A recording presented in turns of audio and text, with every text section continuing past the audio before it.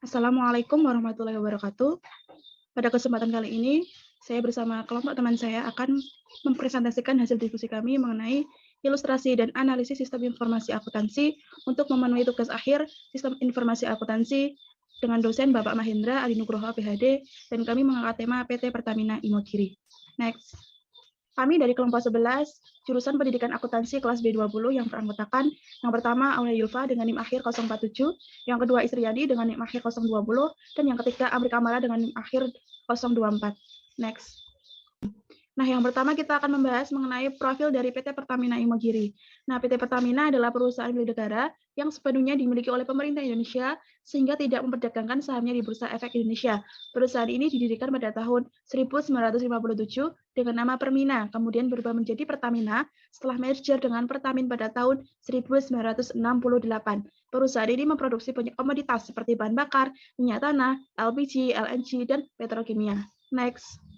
Baik, yang selanjutnya kita akan membahas mengenai siklus pendapatan yang terdapat pada PT Pertamina. Nah, berikut ini merupakan gambar dari data flow diagram dan diagram konteks. Dari dua gambar ini dapat kita lihat bahwa bagian yang terkait dalam proses bisnis siklus pendapatan PT Pertamina itu terdapat 4 bagian. Yang pertama ada bagian produksi, kemudian yang kedua ada bagian manajemen, yang ketiga ada bagian penjualan, dan yang terakhir ada konsumen. Nah, untuk arus informasi siklus pendapatan ini dimulai dari transaksi penjualan PT Pertamina yang dicatat menggunakan aplikasi yang bernama MySap sebagai software accounting.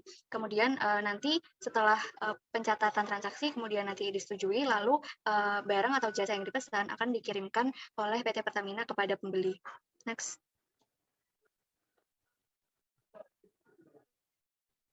Oke, berikut ini adalah analisis dari siklus pendapatan. Pada siklus pendapatan PT Pertamina terdapat kekurangan, yaitu arus informasi dan komunikasi pada bagian penjualan di PT Pertamina kurang berjalan efektif. Sedangkan kelebihannya ada yang pertama, pencatatan transaksi order penjualan di PT Pertamina sudah dilakukan secara cepat dan akurat. Yang kedua, pengiriman produk atau jasa pada PT Pertamina sudah sesuai dengan hari yang ditentukan apabila tidak ada kendala. Untuk sistem pengendalian internal siklus pendapatan di PT Pertamina, yaitu pada penjualan tunai yang dilakukan oleh PT Pertamina kepada pelanggan terkait dengan penjualan BBM terbagi menjadi dua prosedur, yaitu prosedur online payment banking system atau OPBS dan prosedur non-online payment banking system atau non-OPBS. Next. Nah, kemudian selanjutnya adalah pembahasan mengenai siklus pengeluaran kas yang terdapat pada PT Pertamina. Nah, ini merupakan gambar dari data flow diagram dan diagram konteks dari siklus pengeluaran kas PT Pertamina. Pada siklus pengeluaran kas PT Pertamina ini melibatkan beberapa bagian, yaitu yang pertama ada pihak internal bagian produksi, yang kedua berbagai departemen, yaitu ada bidang strategi portofolio dan pengembangan usaha, kemudian bidang keuangan, bidang sumber daya manusia, bidang logistik, dan bidang penunjang bisnis. Kemudian yang ketiga ada pihak internal bagian pendapatan, yang keempat akuntan, dan yang terakhir departemen keuangan. Next.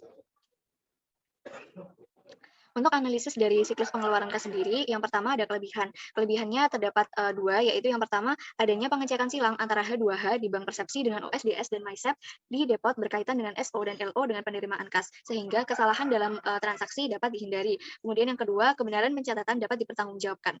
Untuk kekurangannya sendiri, yang pertama, belum dibentuk fungsi akuntansi untuk melaksanakan pencatatan transaksi penjualan tunai dalam jurnal penjualan. Yang kedua, masih ada dokumen yang tidak bernomor urut tercetak dan tidak diotorisasi oleh bagian yang terkait. Yang ketiga, bagian transportasi masih melakukan penjadwalan pengiriman BBM yang seharusnya dilakukan oleh bagian layanan jual.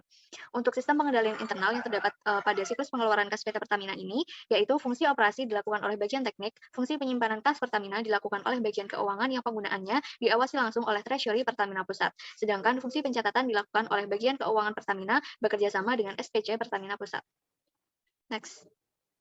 Selanjutnya kita akan membahas terkait siklus produksi. Berikut adalah gambar yang menyajikan data flow diagram dan juga diagram konteks pada siklus produksi PT Pertamina. Proses bisnis yang berlaku di sini ada pihak yang terkait, yaitu Departemen Purchasing, di mana bertanggung jawab atas pembelian bahan dalam perusahaan.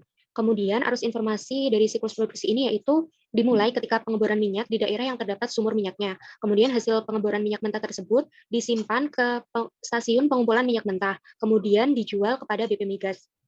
Selanjutnya dijual kembali ke sebuah kilang minyak. Pada kilang minyak ini bahan-bahan mentah tadi diolah, kemudian menjadi minyak jadi dengan beberapa tahap pengolahan. Minyak mentah yang sudah diolah kemudian dilakukan distribusi dari kilang minyak ke beberapa depot yang selanjutnya akan diteruskan kepada Pertamina.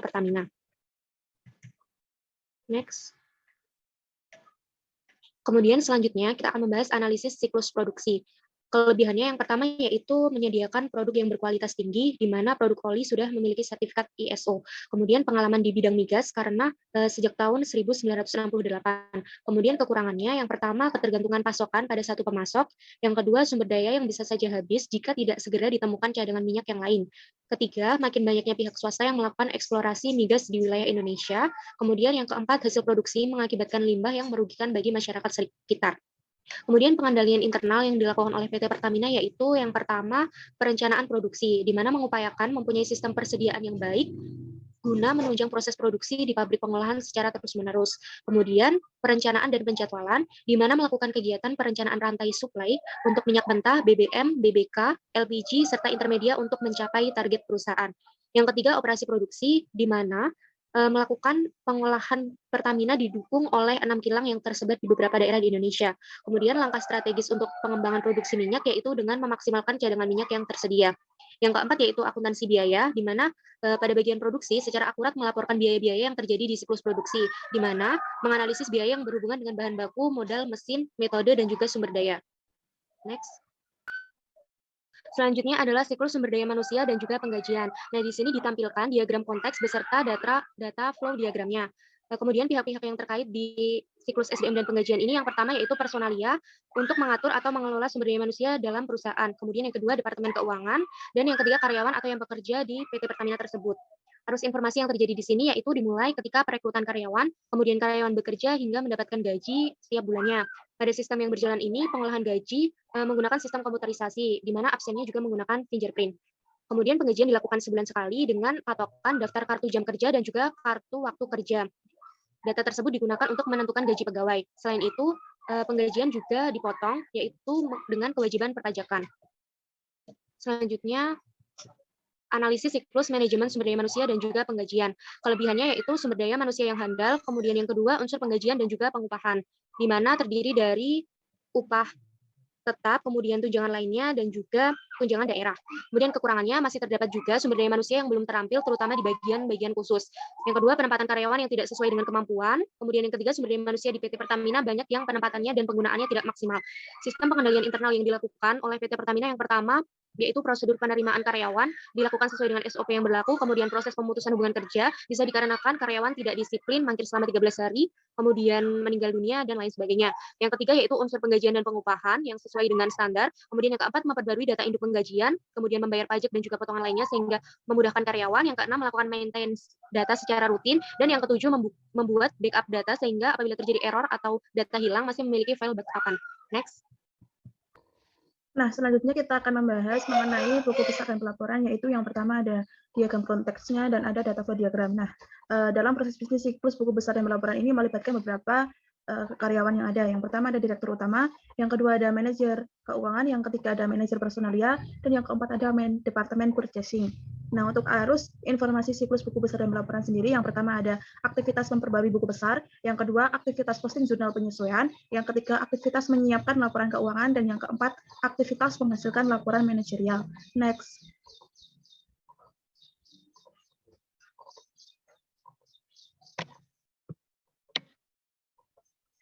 Selanjutnya analisis